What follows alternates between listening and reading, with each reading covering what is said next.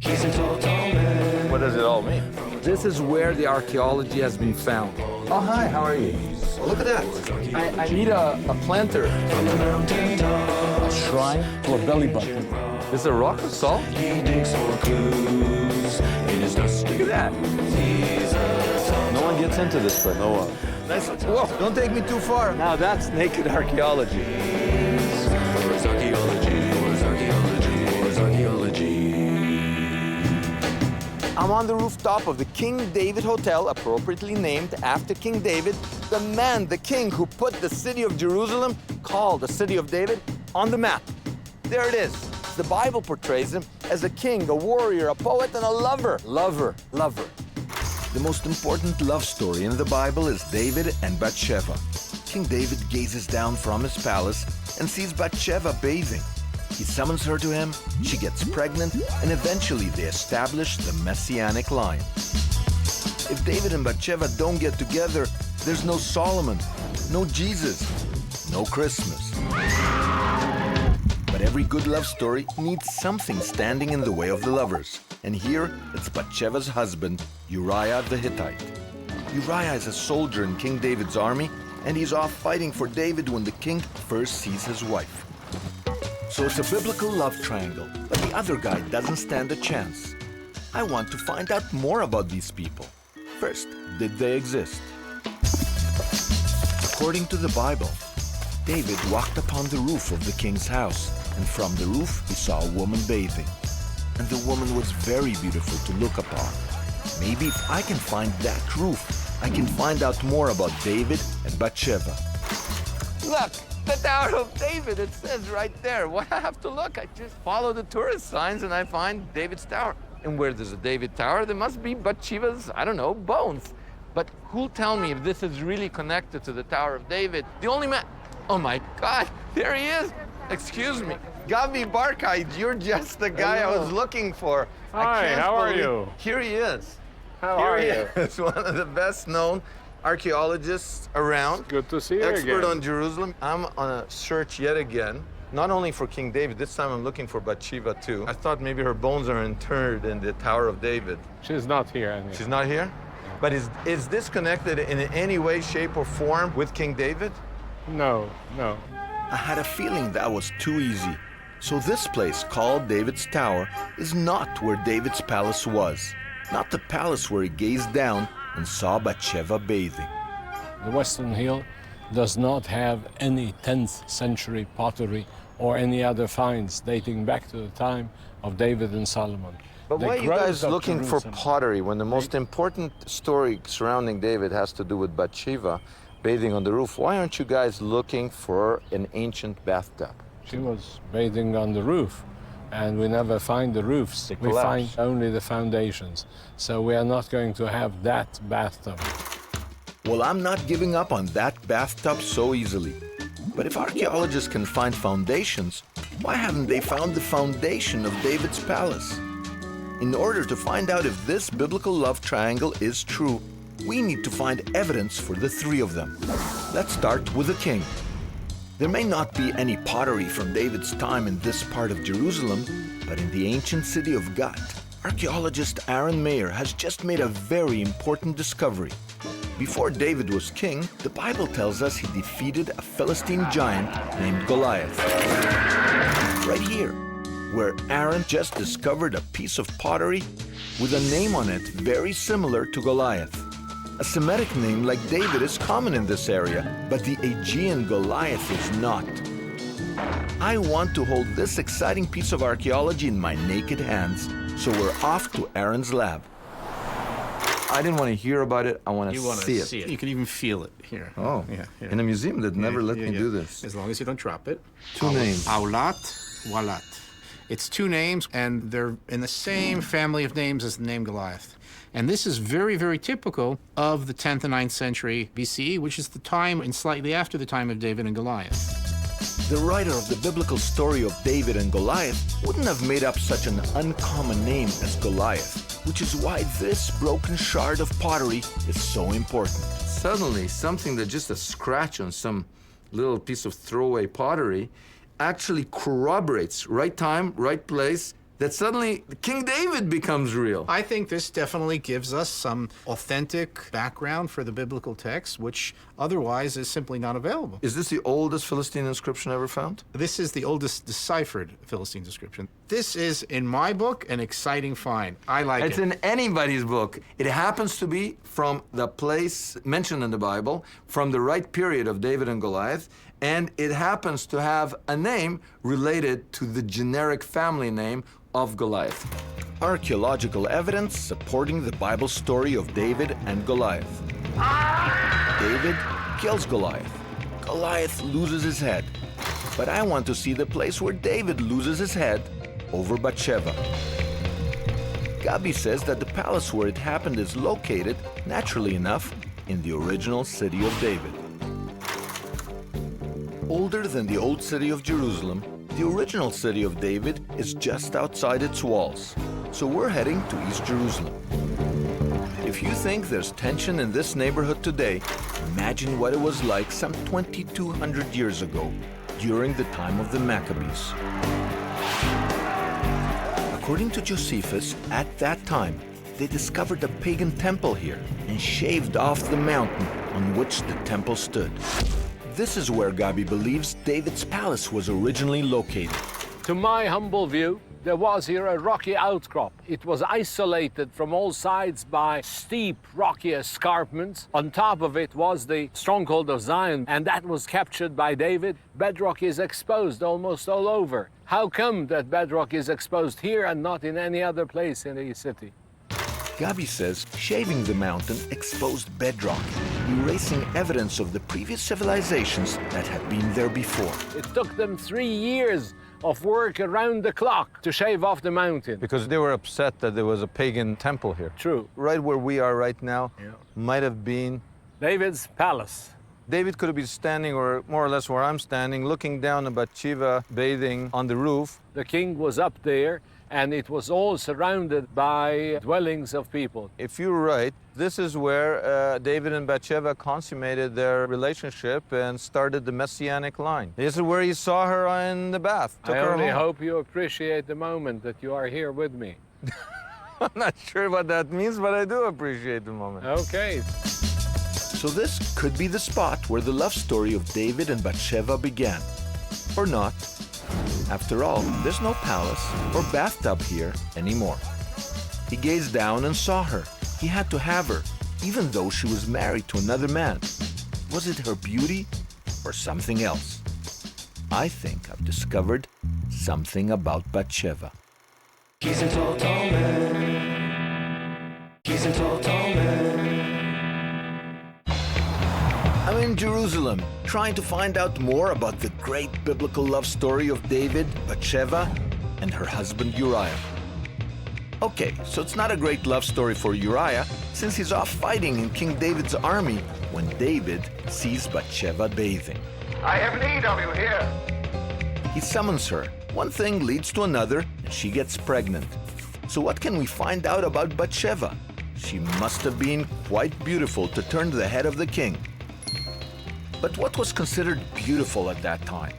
In the Song of Songs, believed to have been written by their son, Solomon, the lover compares his beloved to a migdal, a tower. But why is this word used for beauty? Today we think about Migdal as being tall and narrow. In antiquity, Migdal meant gadol. Big, wide, and massive. In the Song of Songs, the lover compares his beloved to a migdal, to a tower. the neck. Her neck. Yeah. And I always thought that that meant statuesque and thin. And you're telling me it means, boy, you've got a neck like a wrestler? Yes, she had to have a muscular, wide, and massive neck in order to support the weights that she had to carry upon her head. What And weights? She had to carry water home from Wow, the you got a spring. neck like this, is what you're telling me? Yes. Oh my God. You're It's not the you're tower. changing in my brain the whole scene of David looking at Bathsheba as she's bathing. I'm wondering whether the Bible has anything to say about Bathsheba's beauty. Was she just your run-of-the-mill Judean, or did the king not stand a chance?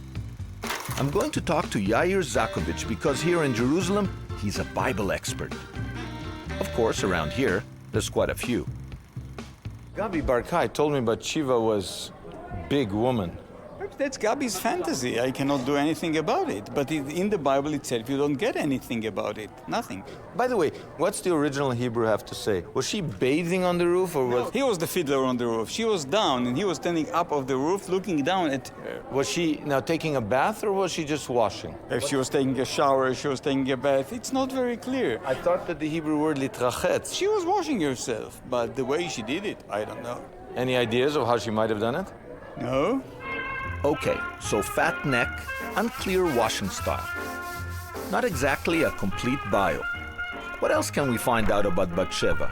Are there any clues in her name? It's made up of two words meaning daughter and 7. 7 is an important number in Judaism for many reasons, such as the holy 7th day of the week, the Sabbath. But her name may also be read as Bat Shvuah, which means daughter of the oath. Could this mean she took an oath and was a convert to Judaism? Do you think Bathsheba is a convert name? It could be. I mean, just she's married to Uriah the Hittite, so maybe she's not an Israelite. Yeah, and then she converts, and that's what the name daughter of the 7, 7 being Judaism. Who knows? Or Yeah. what would she have been like?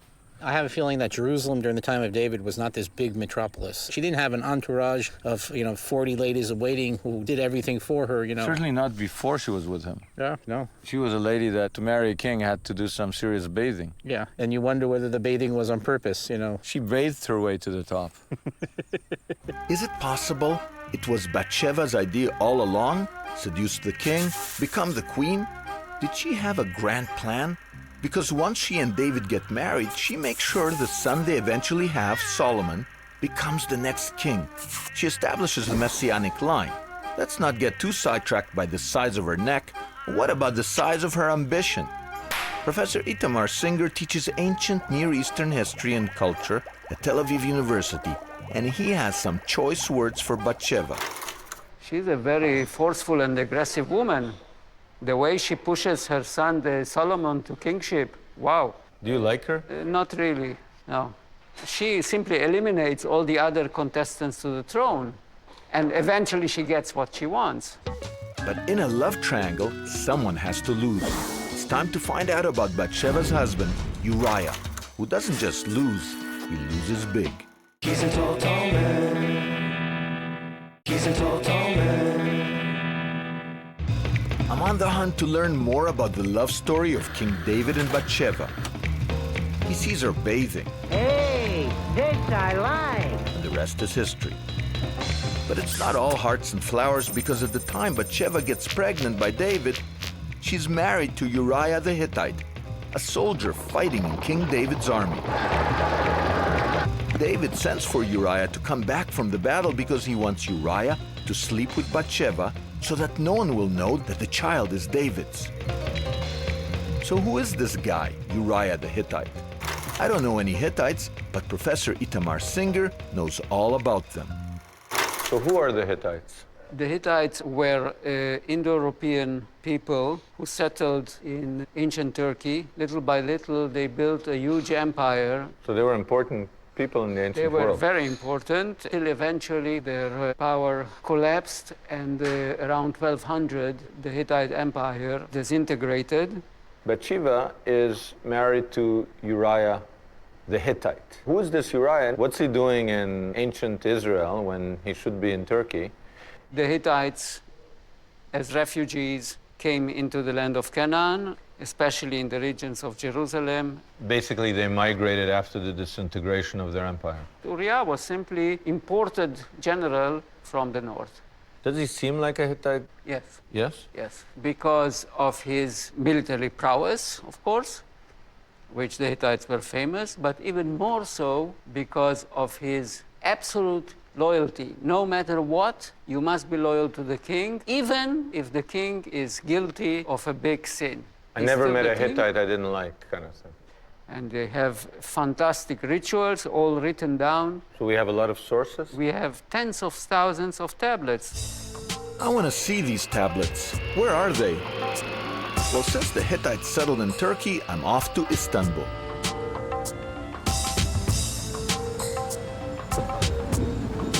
I'm on my way to the Archaeological Museum of Istanbul. Because this is where the greatest Hittite collection exists. Come over here. Look at this. These are Hittite inscriptions. Look how many of them they have. Right over here, we're talking about an inscription that is 3,300 years old.